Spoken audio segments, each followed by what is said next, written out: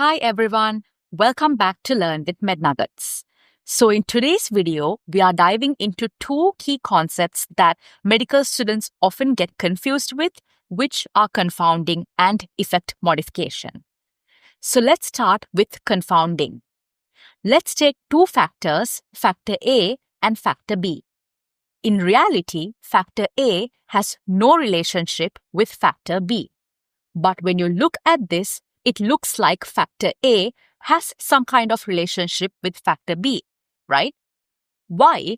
That's because there's a hidden factor C in this equation that's affecting both factors A and B. In other words, factor C is the true cause behind the relationship between factors A and B. If you didn't understand what I said until now, just remember that factor A and B are not related at all in reality. Now let's take an example. Let's say factor A is coffee consumption, factor B is lung cancer, and factor C is smoking. Now let's compare the two variables, coffee consumption and lung cancer. Have you ever heard that coffee increases the risk of lung cancer? No, right? But we know smoking increases the risk of lung cancer. In this example, people who consume a lot of coffee also smoke at the same time.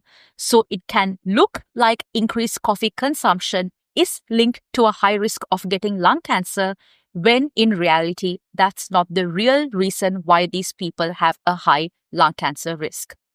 It's the confounder or the hidden factor, which is smoking in this case, that's increasing the risk of lung cancer in people who are drinking coffee. So what's the relationship between smoking and coffee consumption? Well, in this scenario, people who are smoking are also drinking a lot of coffee. So smoking has a relationship with both these factors. It's related to both these factors. Smoking is related to coffee consumption because smokers are more likely to drink coffee, and smoking is also related to lung cancer because it's a major risk factor for lung cancer. So to sum up, coffee consumption has no relationship with lung cancer whatsoever, but smoking does, so that's the confounder. Now let's talk about effect modification. Let's again take factors A, B, and C. Only this time, there's a real relationship between factors A and B. Factor C further strengthens that relationship. So factor C is modifying the effect that factor A has on factor B. In other words, changing factor C will modify the relationship between factors A and B. Let's say factor A is blood pressure medication, factor B is blood pressure, and factor C is exercise. We know that taking blood pressure medications can help manage blood pressure levels, right? So there is a relationship between these two factors to begin with.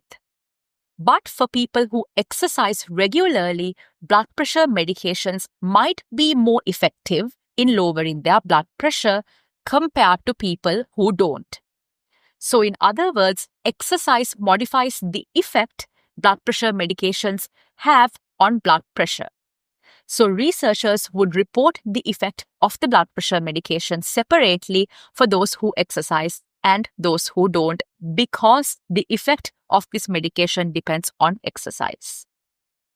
Now let's quickly summarize the key difference between confounding and effect modification. With confounding, the confounder creates a misleading relationship between A and B. In our example, smoking made it seem like coffee caused lung cancer when smoking was the real cause. But with effect modification, the relationship between A and B is real. It just changes depending on C.